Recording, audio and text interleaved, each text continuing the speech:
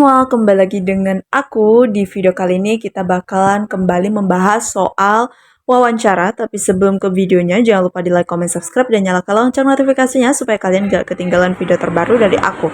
Oke teman-teman, kita langsung aja baca ke soal nomor 1.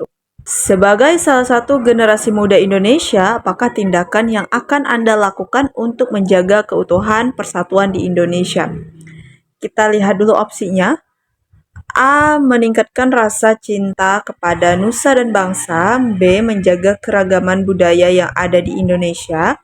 C. Memperkuat semangat nasionalisme dan patriotisme.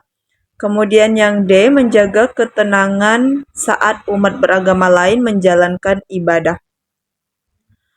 Oke teman-teman, di sini semua jawabannya kayak hampir benar semua ya teman-teman, karena kan mirip-mirip.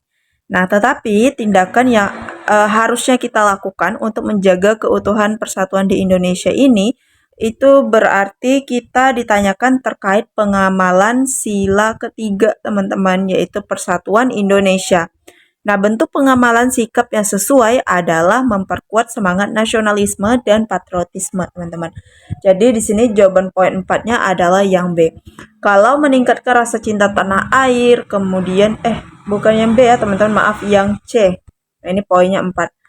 Meningkatkan rasa cinta tanah air, kemudian menjaga keragaman budaya dan menjaga ketenangan saat umat beragama lain menjalankan ibadah, itu sudah masuk ke dalam semangat nasionalisme dan juga patriotisme ya teman-teman. Jadi opsi A, B, dan D ini sudah dirangkum di dalam opsi C teman-teman. Jadi opsi poin tertinggi itu adalah yang C. Kemudian untuk poin 3 itu adalah yang A teman-teman. Ini poin 3 ya. Kemudian poin 2 itu adalah yang B, kemudian poin 1-nya itu adalah yang D, teman-teman. Oke, kita lanjut ya ke soal nomor 2. Oke, kita masuk ke soal nomor 2. Budi dikenal sebagai tokoh masyarakat yang berjiwa nasionalis. Ia merupakan seseorang yang sangat disegani di desa tempat tinggalnya. Meskipun usianya tidak muda lagi, namun Budi selalu diminta untuk mengisi sambutan pada saat perayaan Hari Kemerdekaan Republik Indonesia. Hal tersebut dikarenakan Budi memiliki kecakapan kewarganegaraan dalam perwujudan nasionalisme. Hal ini ditunjukkan dengan, kita lihat A, B, C, dan D. A. Budi bisa menceritakan perjuangan pahlawan dalam melawan para penjajah. B. Budi selalu memasang bendera merah putih ketika peringatan Hari Kebangkitan Nasional. C. Budi selalu bisa membedakan ciri suku bangsa yang ada di Indonesia. D. Budi selalu berpegang teguh pada ideologi Pancasila, teman-teman. Nah, salah satu ciri suatu warga negara yang memiliki kecakapan kewarganegaraan dalam perwujudan nasionalisme itu adalah selalu berpegang teguh pada ideologi Pancasila, teman-teman ya. Landasannya adalah Pancasila. Jadi itu makanya si Budi ini dicap sebagai orang yang memiliki kecakapan kewarganegaraan dalam perwujudan nasionalisme, teman-teman. Jadi jelas di sini poin 4-nya adalah yang D. Kemudian untuk poin 3 itu adalah yang B, teman-teman. Poin 3-nya B, kemudian poin 2-nya adalah yang A, kemudian poin 1 itu adalah yang C. Oke, next ya, kita lanjut ke soal nomor 3. Oke, kita next ya.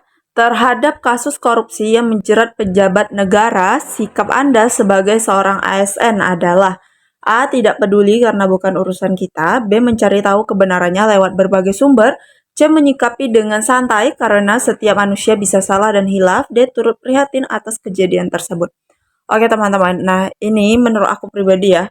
Nah kita dimana sebagai seorang ASN atau PNS teman-teman. Jadi ada kasus korupsi yang menjerat pejabat negara. Kira-kira jawaban mana yang paling tepat?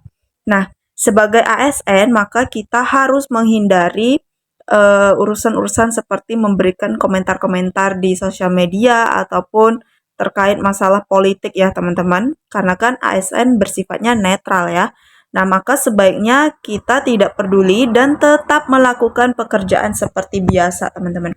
Nah, ini kan bukan urusan kita ya dalam kasus investigasi korupsi para pejabat negara, teman-teman. Kecuali nih kalau misalnya kita tugas kita sebagai seorang ASN di lembaga KPK, teman-teman. Terus tuh ada isu-isu kalau pejabat A itu ada melakukan korupsi, maka kita jawaban paling tepat itu adalah yang B ya, mencari tahu kebenarannya kayak gitu. Nah, tapi kan di sini kita sebagai seorang ASN, jadi kita juga tidak disebutkan bekerja di mana, jadi harusnya ASN itu sifatnya netral ya, teman-teman. Nah, jadi kita tetap melakukan pekerjaan seperti biasa, teman-teman. Jadi jangan terprovokasi dengan berita-berita yang ada ataupun ikut-ikut komentar kalau memang beritanya benar, teman-teman ya. Yang penting kita apa tuh namanya? Tetap bekerja seperti biasa, seperti itu. Mungkin dari kalian ada yang jawabannya kurang setuju sama aku, boleh komen di kolom komentar dan sertakan alasannya, teman-teman. Oke, berarti poin 4-nya itu adalah yang A. Kemudian poin 3-nya itu adalah yang C, teman-teman. Kemudian bukan yang C, ding. Yang B, teman-teman. Nah, yang B ya. Kemudian itu poin 2 itu adalah yang C dan poin 1-nya adalah yang D, teman-teman. Oke, kita next ya ke soal nomor 4. Oke, kita next ke soal nomor 4.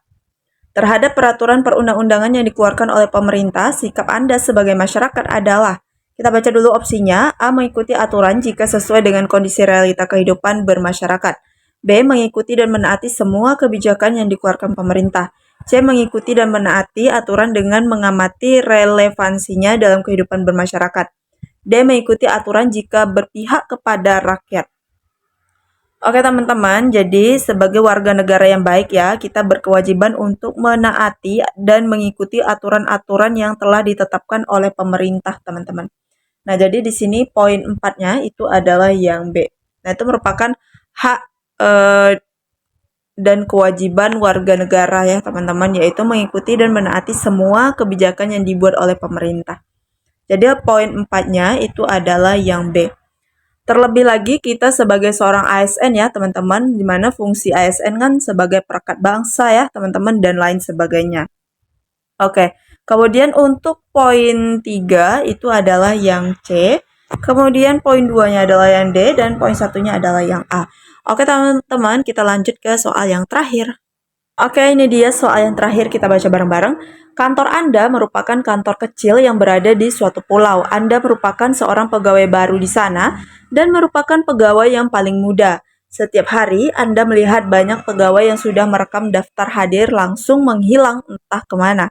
Menghadapi hal ini, apa yang akan Anda lakukan? Kita baca dulu opsinya. A. Tetap bekerja seperti biasa dan bersikap sopan kepada yang lain. B. Mengirimkan surat ke bagian SDM di kantor pusat yang menjelaskan bahwa ada pemborosan tenaga kerja. Kemudian yang C, menasehati dengan sopan rekan kerja yang di sana untuk tetap menaati jam kerja yang ada. Kemudian yang D, mengamati hal ini sampai tahap mana, kemudian melaporkan kepada kepala kantor mengenai hal ini. Oke teman-teman, saat kita melihat adanya pelanggaran aturan ya, maka kita tidak boleh mengikuti. Nah, itu poin pertamanya. Kemudian harus mampu memberikan edukasi terkait aturan yang berlaku. Nah, jadi di sini kan kita istilahnya junior ya, teman-teman. Nah, yang melanggar peraturan tersebut itu adalah senior kita. Jadi, kita harus memberikan edukasi kepada dia, tetapi dengan cara yang sopan, teman-teman. Kenapa? Karena kan dia lebih tua daripada kita ya, seperti itu. Nah, kita menasihati dia dengan sopan yang rekan kerja yang ada di sana untuk tetap menaati jam kerja yang ada, teman-teman. Jadi untuk poin 4-nya itu jelas adalah yang C. Kemudian untuk poin 3 itu adalah yang D ya. Kemudian poin 2-nya itu adalah yang A dan poin 1-nya adalah yang B. Oke teman-teman, sekian dulu dari aku. Semoga bisa membantu persiapan P3K kalian untuk tahun ini. Dan yang lagi persiapan P3K ini aku saranin banget untuk bergabung ke tryoutnya Sobat P3K ke teman-teman. Karena di sana kalian bisa manajemen waktu kalian dengan baik, kemudian mempersiapkan P3K kalian dengan matang juga ya. Karena soal-soalnya juga seperti soal-soal CATBKN teman-teman. Dan juga ada real time-nya, kemudian ada pembahasannya juga. Kemudian untuk di tryout Sobat P3K itu tersedia tryout teknis dan juga tryout yang sesuai dengan jurusan yaitu perawat dan juga bidan teman-teman. Langsung aja dicek linknya udah aku cantumin di description box aku. Kemudian selain dari tryout Sobat P3K, aku juga punya kumpulan-kumpulan soal mulai dari soal kebidanan, kemudian manajerial, sosiokultural, dan juga wawancara yang udah aku rangkum menjadi satu ebook dan saat ini tersedia 2 ebook edisi 1 dan edisi 2 teman-teman. Buat kalian yang mau order silahkan hubungi nomor WhatsApp yang udah aku cantumin di description box aku. Oke teman-teman, sekian dari aku. Terlebih terkurang aku mohon maaf dan aku mau ucapin terima kasih banget buat kalian yang selalu nonton dan yang udah subscribe. Yang belum subscribe jangan lupa di subscribe dan dinyalakan lonceng notifikasinya supaya kalian gak ketinggalan video terbaru dari aku. Oke teman-teman, sekian dari aku. See you next video. Bye-bye.